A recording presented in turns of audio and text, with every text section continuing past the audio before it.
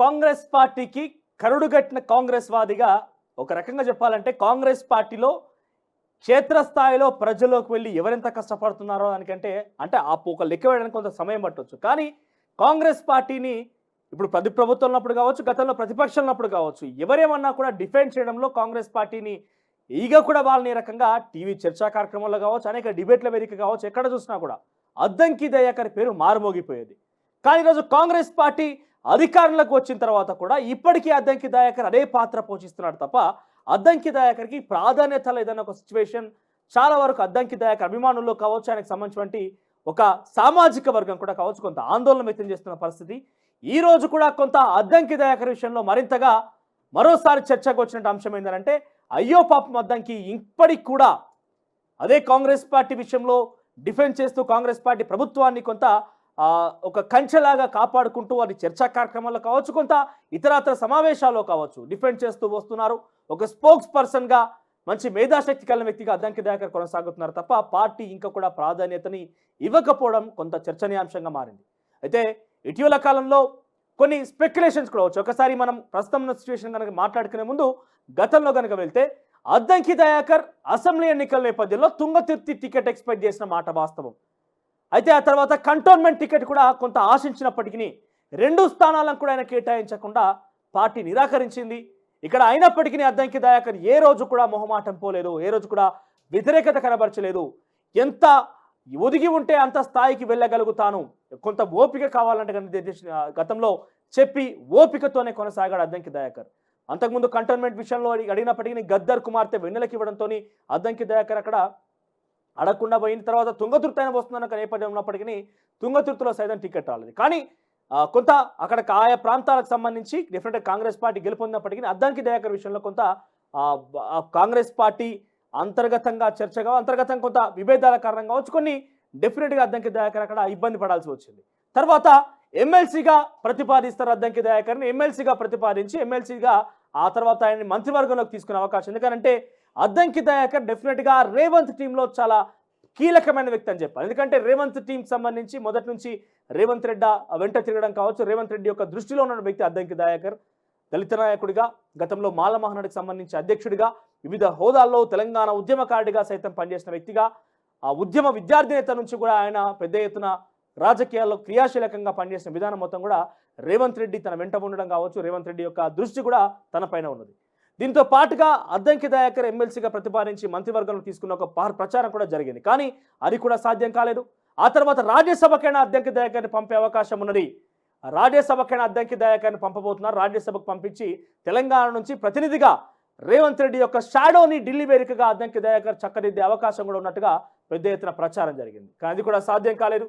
ఇక ఇప్పుడు పార్లమెంట్ ఎన్నికలు వచ్చినాయి. పార్లమెంట్ ఎన్నికల్లో సైతం వరంగల్ ఎంపీగా అద్దంకి దయాకర్ బరిలో ఉండబోతున్నారు. వరంగల్ ఎంపీగా అద్దంకి దయాకర్ పేరు ప్రస్తావనకు వస్తోంది. వరంగల్ ఎంపీగా ఆయన పోటీ చేయబోతున్నారు. కాంగ్రెస్ పార్టీ ఎలాగైనా గెలిపించుకొని రేవంత్ రెడ్డి ఏదైతే తన ఆశయాన్ని లేకపోతే రేవంత్ రెడ్డికి షాడోగా ఢిల్లీలో సమస్యలను చక్కదిద్దే విషయంలో అద్దంకి దయాకర్ని ఉండబోతున్నారు. రేవంత్ రెడ్డికి అత్యంత సన్నిహితుడిగా అద్దంకి దయాకర్కి పేరుంది కాబట్టి చేయబోతున్న ఒక ప్రచారం కూడా జరిగింది. కానీ ఇప్పుడు వాస్తవిక రూపం చూస్తే కనుక వరంగల్ సిట్టింగ్ స్థానం MP BRS party Pasnoor Dayakar ఆయన కాంగ్రెస్ పార్టీలో చేయడంతో సిట్టింగ్ స్థానం ఆయనకి అక్కడ సిట్టింగ్ స్థానం కాబట్టి ఆయనకే తిరిగి కాంగ్రెస్ పార్టీ కూడా టికెట్ కట్టబెట్టే అవకాశం కూడా ఉన్నట్టుగా పెద్ద ఎత్తున ప్రచారం జరుగుతుంది. ఒక ఇంతగా ఒక నిర్ధారణ కూడా వచ్చినట్టు తెలుస్తోంది. సో వరంగల్ పార్లమెంటరీ అభ్యర్థిగా పస్నూర్ దయాకర్ పేరు దాదాపుగా ఖరారైనట్టుగానే కొన్ని వర్గాలు కూడా పెద్ద ఎత్తున స్పెక్యులేషన్స్ వస్తున్న నేపథ్యంలో, పెద్ద ఎత్తున వార్తలు వస్తున్న నేపథ్యంలో సో అద్దంకి దయాకర్కి మరోసారి చుక్కెదురైందని చెప్పాలి.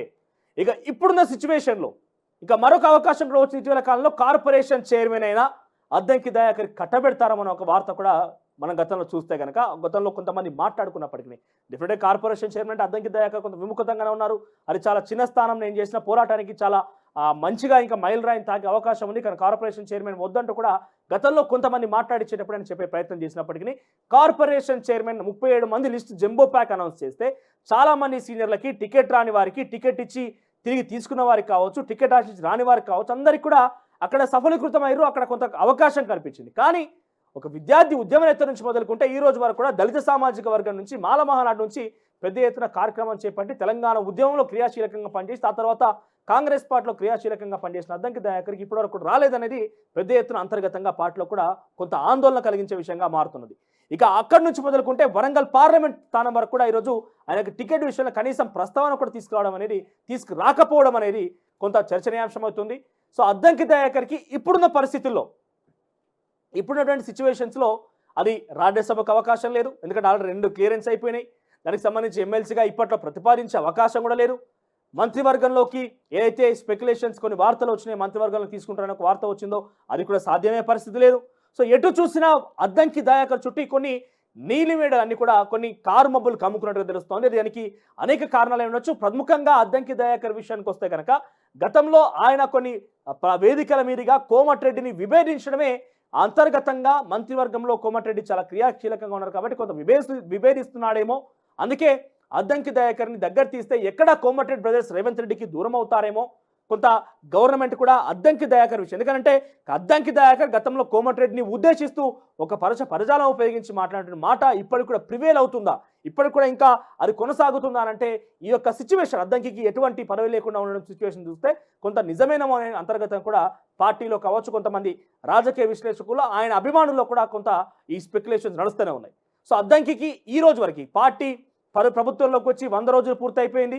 పార్లమెంట్ ఎన్నికలు వస్తున్నాయి, అనేక పదవులు ఇచ్చారు, కార్పొరేషన్ చైర్మన్లు ఇవ్వడం జరిగింది, ఎక్కడో దగ్గర ప్రతి ఒక్కరు కూడా అలాట్ చేసే ప్రయత్నం చేస్తున్నారు తప్ప కానీ ఈ రోజు వరకు కూడా అద్దంకి దయాకర్కి ఎటువంటి పదవి లేకుండా కూడా కొంత స్తబ్దుగానే ఉన్నట్టుగా కనబడుతుంది. అద్దంకి దయాకర్కి మరోసారి కూడా చుక్కెదురవడం ఖాయం అన్నట్టు కనబడుతుంది. సో ఎందుకు అద్దంకి దయాకర్ విషయంలో ఇది జరుగుతుందన్నప్పుడు కోమటిరెడ్డి మీద ఆయన చేసిన పరజాలం ఇంకా కూడా సస్టైన్ అవుతుంది, ప్రివేల్ అవుతున్న నేపథ్యంలో ఎక్కడ రేవంత్ రెడ్డి తనను చేరదీస్తే అద్దంకి కొంత పదవి కల్పిస్తే కోమటిరెడ్డి నుంచి రేవంత్ రెడ్డి కొంత వ్యతిరేకత ఏర్పడుతుంది, అక్కడ ప్రభుత్వంలో కూడా కొంత ఆ యొక్క డిస్టర్బెన్స్ క్రియేట్ అయ్యే అవకాశం ఉంది, ఇద్దరి మధ్య ఫ్రెండ్షిప్ కూడా దెబ్బతినే అవకాశం ఉందని ఒక ఆరోపణ కొంత ఆ వార్త కారణంగానే అద్దంకి పదవి లేకుండా ఆగిపోతుందని కూడా కొంతమంది బాధను వినిపిస్తోంది. సో చూద్దాం మరి అద్దంకి విషయంలో చాలా వరకు ఎందుకు అద్దంకి సంబంధించి ఇంత పెద్ద ఎత్తున చర్చకు తీసుకోవాల్సి వచ్చిందన్నప్పుడు అద్దంకి దయాకర్ తెలంగాణ ఉద్యమకారుల నుంచి మొదలుకుంటే ఒక సామాజిక వర్గానికి సంబంధించి ఉద్యమాలు చేపట్టిన వ్యక్తిగా, తెలంగాణ ఉద్యమంలో పాల్గొన్న వ్యక్తిగా, కాంగ్రెస్ పార్టీ కోసం తీవ్ర శ్రమపడిన వ్యక్తిగా,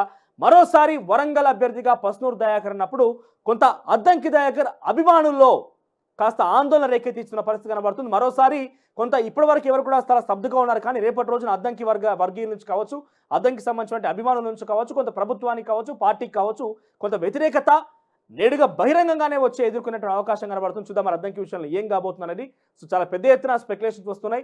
అద్దంకి మరోసారి భంగపాటు తప్పదా, లేకుంటే ప్రభుత్వం ఏదైనా అలాట్ చేసే అవకాశం ఉందా? ఒకవేళ అలాట్ చేసే అవకాశం ఉందని మనం అనుకున్నప్పటికీ ఈ మధ్య కాలంలో మాత్రం ఎటువంటి అవకాశం కూడా లేదు. ఎమ్మెల్సీకి అవకాశం లేదు, రాజ్యసభ క్లియర్ అయిపోయింది, పార్లమెంట్ ఎన్నికలు అయిపోతున్నాయి. సో ఎటు చూసినా ఎటువంటి అవకాశం లేదు. చివరిగా ఒకవేళ ఇస్తే కనుక అదే కార్పొరేషన్ చైర్మన్, అది కూడా ఇప్పుడున్నటువంటి కార్పొరేషన్ చైర్మన్లు కాస్త గెజెట్ నోటిఫికేషన్ విడుదలకపోవడం కారణంగా వాళ్ళు చార్జ్ తీసుకోలేకపోతున్నారు. చార్జ్ తీసుకునే అవకాశం ఉంటే అది జూన్ 4 ఎన్నికల ఫలితాల తర్వాత చార్జ్ తీసుకునే అవకాశం ఉంది. అప్పటి వరకు ఆగాల్సిందే. అది కూడా పాత వాళ్ళకి ఇచ్చిన వాళ్ళకే చార్జ్ తీసుకునే అవకాశం ఉంటుంది, కానీ కొత్త పదవులు ఇప్పట్లో రాకపోవచ్చు. సో ఎటు చూసినా అద్దంకి దయాకర్ కొంత కారు మబ్బులు కమ్ముకున్నాయని చెప్పాలి. మరి కారు మబ్బులు కమ్ముకునే సిచ్యువేషన్ నుంచి కాంగ్రెస్ పార్టీకి వ్యతిరేకత కూడా వచ్చే అవకాశం ఉన్నది అద్దంకి దయాకర్ యొక్క వర్గీయుల నుంచి కావచ్చు, అభిమానుల విషయంలో. మరి ఏం జరగబోతుందో మాత్రం చూడాల్సిన అవసరం.